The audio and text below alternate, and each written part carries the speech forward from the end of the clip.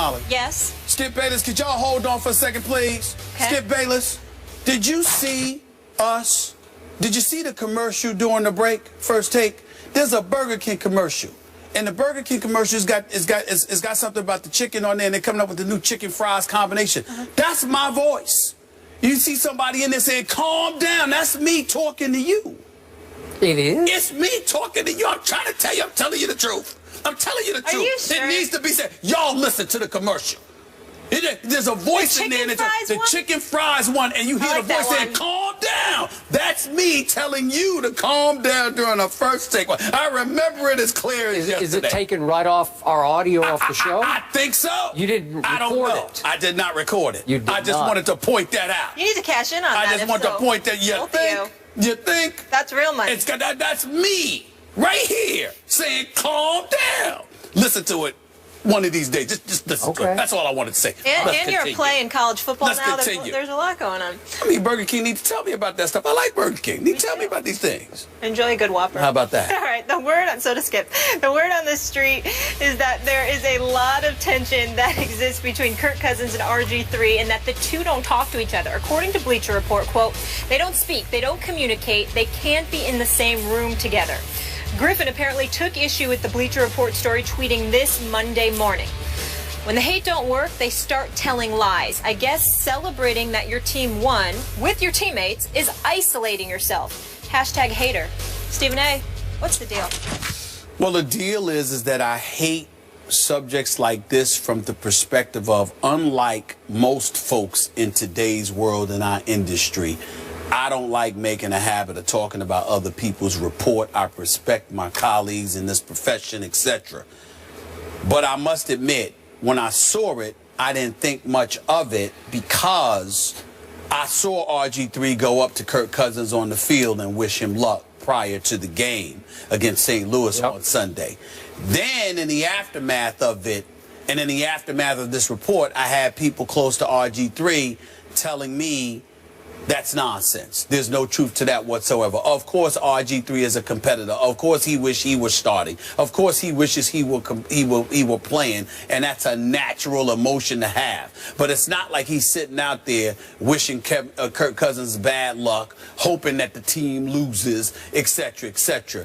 And they believe this to be just another shot at the personal integrity and character of Rg3. I'm not about to go that far with the report. I don't know the reporter, and even if I did, I'm certainly not going to call him out like that. He's got a job to do, and if that's what he's hearing, that's what he's hearing, and we have to respect that. I would tell you that people in Rg3's camp are categorically denying it, and there's nothing that I've seen, albeit I'm not at the game, it's the cameras, and I'm not in the locker room like this reporter is and all of that stuff. I would tell you it doesn't seem to be that way. At the end of the day, here is what I think is undeniable. And I always lean towards this reality, Skip, because what Joe Public needs to understand is that it is very, very rare in the history of our industry that somebody is just going to make something up and say it. They're usually being told that by somebody. Now, whether it's true or not is another matter. But actually being told it, I definitely think that's highly likely, which would lend itself towards the thought that there are still dudes in that locker room who do not like Rg3. There are still guys in that locker room who wish he'd go away. There are still guys in that locker room who are ecstatic that Kirk Cousins, or anybody for that matter, is the starting quarterback for the Washington Redskins other than Rg3, which to me lends itself towards the argument that the Redskins should have just let him go and Rg3 should move on, because it's clear that he does not appear to have much of a future in the nation's capital. Okay.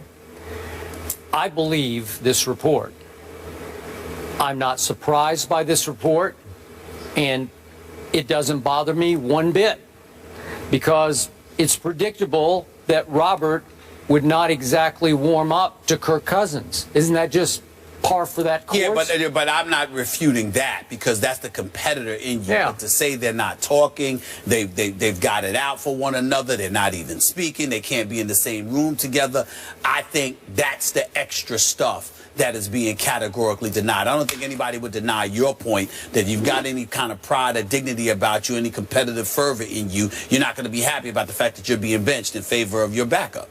Just remember, 3 years ago, back to his rookie year, Robert Griffin III became as big a football star in D.C. as maybe they've ever had for a short span.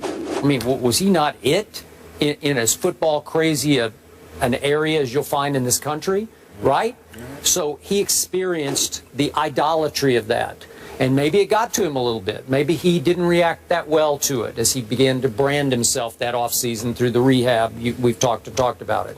But given all that, it's pretty difficult then to buddy up to the guy who's going to usurp you, who has taken your job. That's hard. That's a tough one. I don't remember if you did it, but a lot of people criticized Brett Favre for cold shouldering Aaron Rodgers in his first 3 years as he tried to figure out how to be a pro football player, right, as they rebuilt his whole delivery and style, right? Well, I didn't. It's just Favre. He's a competitor. He doesn't want anybody to come in and snatch his job out from under him. Yeah, you have a good point there, but I think that you have to remember a couple of things. I think that your focus on what RG3 is experiencing emanates from the RG3 brand, how he was conducting himself once stardom hit him as a member of the Washington Redskins, etc. You know what I remember most? I remember his performance in his last year at Baylor. I remember after he played that terrific game when he said, I think I won the Heisman. Against Texas. And then I remember him coming on this show, being on that big screen, talking to you. That is correct. And validating the fact that that's how he felt. So long and I asked before, him, I said, are you sure you didn't alienate some voters by saying, I think I just won the Heisman? You and I weren't doing the show together religiously at that time. We were just on together on Wednesdays, and it was that day that he was on, if I recall correctly. And what I'm bringing that up to point out this, Skip. RG3 had an ego about him long before he arrived in Washington. Now, that doesn't mean that it was a negative, because you got to have that to play the quarterback. Absolutely. And he backed it up. And he backed it up. The flip side is that you were backing it up. And here's the dangerous part that needs to be said about somebody in his position. You can't be a successful quarterback in the NFL by yourself. On the NBA level, you can't win without your teammates, but you can be an individual success without your teammates. Perfect example would be Carmelo Anthony. Carmelo Anthony, the Knicks stink. We all know that. But Carmelo Anthony is a star. He's one of the top 5 greatest offensive players of the modern day generation. So even though the Knicks stink up the joint on a religious basis, it's undeniable that Carmelo Anthony is a big-time talent worthy of the star-studded status he enjoys. You can't pull that off on the NFL at the quarterback spot. You can't be RG3 and accomplish all the things you accomplished as a rookie had it not been for that offensive line. Had it not been for Mike and Kyle Shanahan and the way they employed their system to facilitate you. Had it not been for the receivers playing alongside you, along with the running backs that you had. So when you were about brand RG3 at that particular moment in time, although I believe he's a good person and I believe that he's taken far too many hits that he deserves on a personal level, I agree with you. It cannot be denied that he brought a lot of it on himself because he forgot that he didn't get here by himself. He got here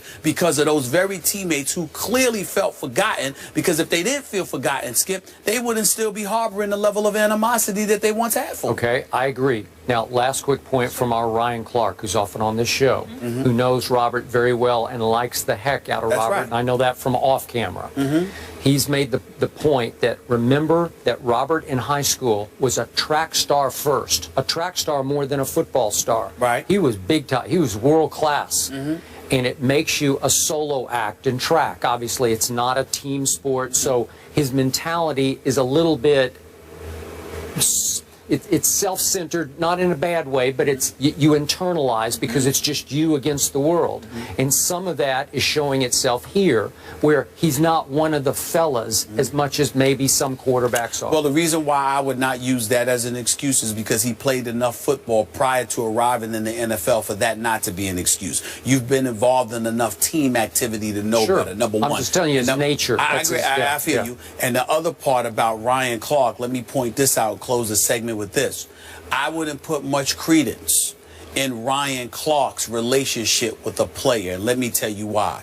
Ryan Clark's a different cat. He's very personable. He's very communicative. He's straight up. So it's pretty difficult for somebody to be aloof or dismissive of him because he ain't having it. You see what I'm saying? And he will confront you, whereas other guys would tend to just dislike you from afar, keep their distance from you, not really make an effort to ingratiate themselves with you or to be personable with you. So they'll just designate you as not that great of a guy, and they could care less about you. But Ryan Clark, he's the kind of person that he'll be around you enough where he's personable, he can have that kind of impact. Or if he don't like you, it would be in your best interest to change that, because it'll be in your detriment to have Ryan Clark as an enemy if you're on the same team. You see what I'm saying? Ryan Clark is his own man. Right. And if he gets bad vibes from you and decides you're not the right kind of guy, you're out. That's right. And Rg3 he's not a dummy now. He might sit there and look at a Ryan Clark and be like, I don't need to get on his bad side. You see my point? That's how that works. You know what I know about the Redskins? They're 1-1. Right. You know what the Giants and Eagles are? 0-2. I will say this. Redskins Matt defense, Jones. Jay Gruden deserves some credit. Their defense is looking good right now. They really are. Okay, just me. I'm going to put this in some quick perspective. Sure. I think they took advantage of a much overrated Dolphins team in the opener. It came down to a punt return by the Dolphins, 17-10 Dolphins. Close game. And then they caught the St. Louis Rams after an emotional home opening victory over arch rival Seattle, and they did not take the Redskins seriously enough in Week 2, with Pittsburgh coming back to St. Louis in Week 3. It was a trap game, and they got trapped by the Redskins. So I'm not sure about the Redskins yet. Yeah, but that St. Louis defense is something that we were raving about. I can't ignore that. Division's up for grabs. Guys, how about Alabama? For the first time since 1988, they lost at home to Ole Miss. What does this tell you about Nick Saban? We will dive into that subject. Here's your guy, Stephen A. Yes, he is.